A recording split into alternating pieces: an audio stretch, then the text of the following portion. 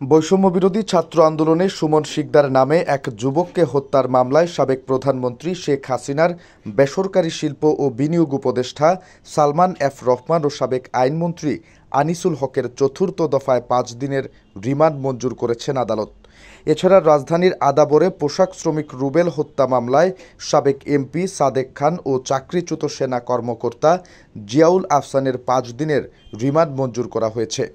বৃহস্পতিবার সকালে ঢাকার মেট্রোপলিটন ম্যাজিস্ট্রেট নুরুল হুদা চৌধুরীর আদালত রিমান্ডের আদেশ দেন।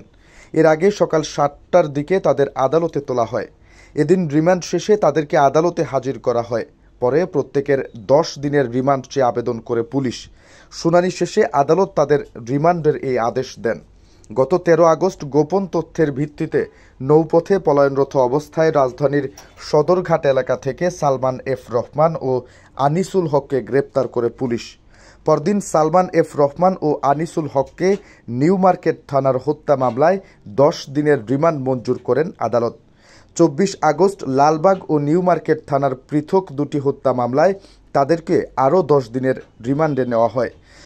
গত ২৪ আগস্ট রাজধানীর নাখালপাড়া এলাকা থেকে সাবেক এমপি সাদেক খানকে গ্রেপ্তার করা হয়।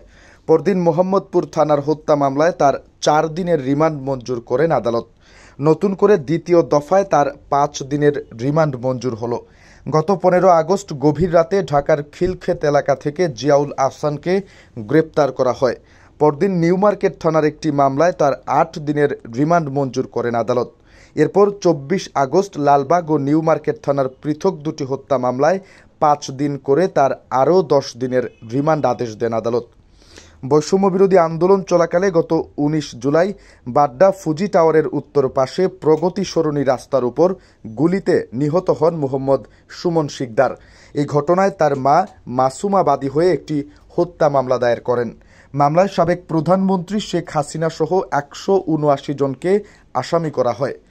অপরদিকে বৈষম্য বিরোধী আন্দোলনের সময় গত ৫ আগস্ট আদাবর থানার রিং রোড এলাকায় প্রতিবাদী মিছিলে অংশ নিয়ে গুলিতে মারা যান রুবেল।